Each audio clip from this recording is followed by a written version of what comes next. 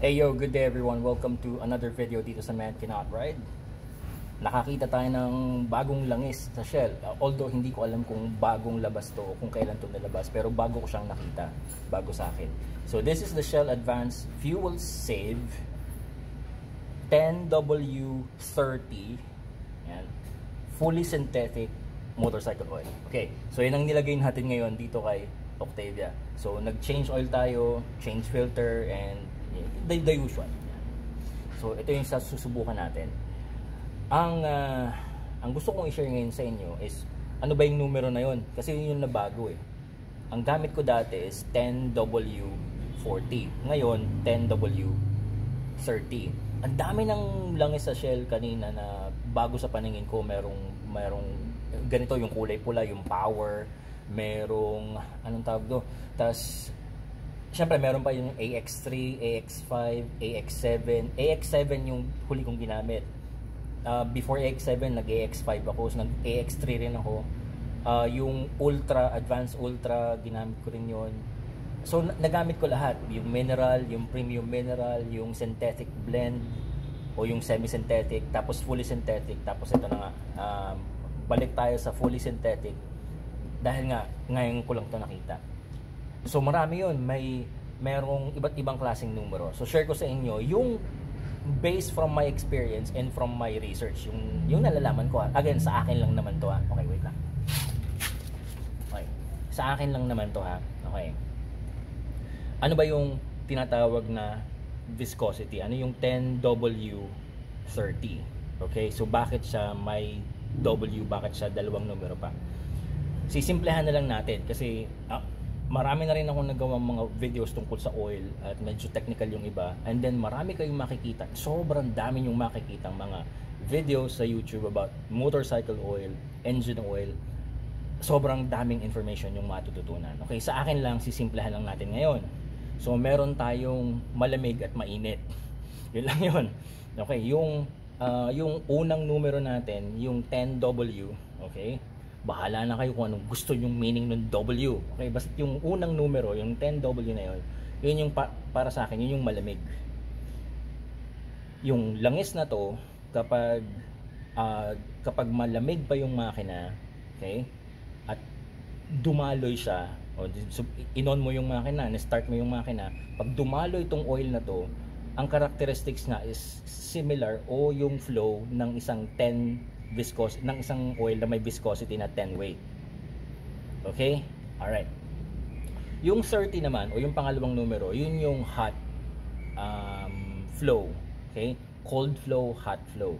So kapag mainit na yung makina, kapag nakabuelo na yung makina, ang daloy ng langis na to ay yung flow ng similar to 30 weight na oil. Okay? So bakit may mga iba't ibang numero? Una muna, balik tayo dun sa 10W. Pagliit ng numero na to, pag ganda ng kanyang flow, kapag mas malamig yung temperatura. So yung meron tayong 0W, 5W, 10W, merong 15W, merong 20W. So yung 0W, mas pasok siya, mas swak siya sa environment kung saan yung makina ay naiwan na nakapark ng sa malamig, talagang sobrang lamig na panahon. So there's a tendency na talagang maging mabagal o hindi maganda yung flow ng oil kung hindi siya nababagay dun sa ganong temperatura. Ito nga pala ay makikita nyo rin sa mga service at users manual ninyo. Okay, kung ayaw nyo maniwala sa akin. So yung 10W compared to 0W, yung 0W mas bagay siya sa mas malamig na temperature o mas colder flow. Okay? Yung 20W compared to 10W, eh syempre mas mahihirapan umikot. Okay, wait lang, may ka-clarify ako sa inyo. Mas mahihirapan agad yung daloy niya, yung 20W compared to 10W given the same temperature. Okay, ano ba yung daloy? Meron kasing sinasabi ng iba na, naku, hindi pa umiikot ang langis niyan. Okay, ito lang. Punta ka doon kayo sa display ng motor nyo. Di ba may oil pressure sensor doon or display? Kapag yun ay nawala, ibig sabihin, umiikot na yung langis. Hindi po tunay yung sinasabi ng mga matatanda na naku, ang langis niyan hindi pa umiikot. Umikot na yan. Okay? Umikot na yan dun sa loob ng makina, may mga passages diyan, may mga langis pang naiwan doon. Umiikot na po 'yon. Basta't may oil pressure, maganda yung oil pressure, umiikot na yan pagka-start pa lang ng makina. Ang problema nga lang dito, okay, yung 0W kapag malamig na malamig ang panahon, maganda yung kanyang flow. Pero kapag yung 20W tapos sobrang lamig ng panahon, iikot agad yun pero mabagal yung ikot niya. At hindi pa ganun ka-efficient kasi mas mabigat yung langis na yun, yung 20W kaysa sa 0W. Yun lang naman actually yung pagkakaiba nun. Now, okay, ito, based on my experience and based on my testing sa bike ko, dito po sa Pilipinas, yung 0W hanggang 15W, wala po siyang ganong malaking pagkakaiba in terms of cold start or cold flow. Wala po. Kahit dito, yan, kay Lucy, itong Vios na sinasandalan ko ngayon, wala akong nakitang ganong ka-drastic na pagkakaiba. Maliban na lang sa 20 weight or yung 20W. Bahala na kayo kung anong mga iba dyan, 20 winter, 20 whatever, okay. 20 weight. Yung 20W, 20 weight. Yung 20 weight, sinubukan ko to sa race car ko. Pag gamit ko yung 20 weight, o 20W, pag start ko ng engine ng race car ko, arangkada agad ako, may drag kapag 20 weight ang gamit ko. Kasi kay start pa lang, tapos arangkada agad, di ba? So may drag. Pero pag ang gamit ko is 15W hanggang 0W doon sa race car ko, napansin ko na pag start mo ng engine, kahit umarangkada ako, walang drag. Dahil umikot na, mas mabilis nakakaikot yung langis, lalong-lalo na kapag 0W at saka 0 or 5W. Ayan.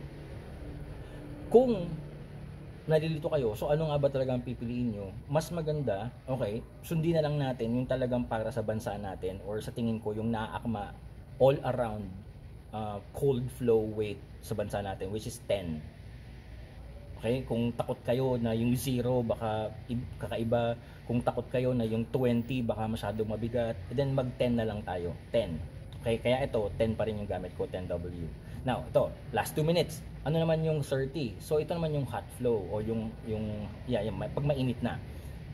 Ngayon, yung 30, of course, mas magaan yung umikot compared to 40, compared to 50. Yun yung mga nagamit ko na. Hindi pa ako nakakasubok ng 60 kasi bibihira ako makakita noon. Pero yung 50 at saka 40, lalo na yung 50, mabigat siya, mas mabigat yung kaysa sa 30. Ang danger nga lang dito is kapag halimbawa masyadong mababa itong second number, baka kapag yung babad na babad ka sa init o yung talagang sagaran ang takbo mo, higher RPM, long blast, talagang overspeeding ka buong expressway, baka hindi kayanin nung 30 o yung 20 yung sobrang heat stress o yung thermal stress, yung prolonged stress, thermal stress. Okay, baka hindi niya kayanin yung pangmatagalan o yung palagi ang gano'n na ginagawa. Yun nga lang, in my experience, in my experimentation and testing, yung 30, itong 30 at saka yung 40W na testing ko dito kay Lucy, yung Vios namin, na testing ko dun sa race car ko, si Sofia, and na testing ko rin sa iba pang mga sasakyan na alam na nagamit ko.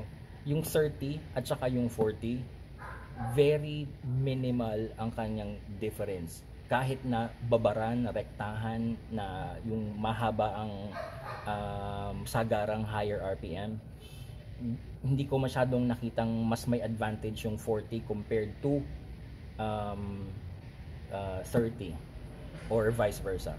Okay? Ngayon, ba't ito ang pinili ko? Kasi sinabi nila meron daw siyang posibleng maidagdag na fuel efficiency. Additional 5 kilometers per liter. 5 kilometers more per liter. So, gaganda ang consumption, fuel efficiency. Siguro dahil yung 30 yung second number. So testingin ko.